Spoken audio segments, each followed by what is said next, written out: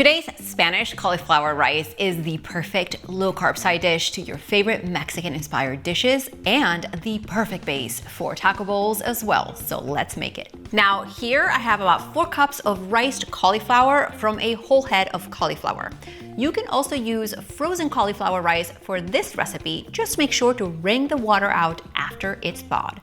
In this large skillet, I'm gonna heat some olive oil over medium heat. I'm gonna saute some onions for about 3 minutes until they've softened.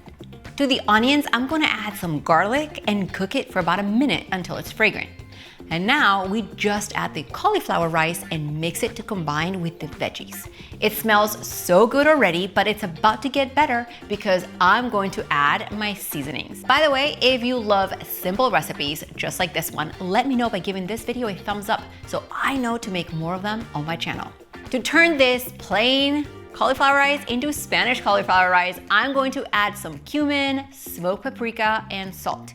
We're gonna give this a good stir and let it cook for about 4 to 5 minutes until the cauliflower rice is soft. In true Spanish rice style, we are now adding some tomato paste and a little bit of water to dissolve it and let it cook until the cauliflower rice begins to absorb these tomatoey flavors. The final step is to turn off the heat and squeeze fresh lime juice right over the top and some cilantro. Now all you have to do is grab the ingredients from the description box right below the video, and if you have a head of cauliflower and want to learn how to turn that into rice under a minute, make sure to watch this next video.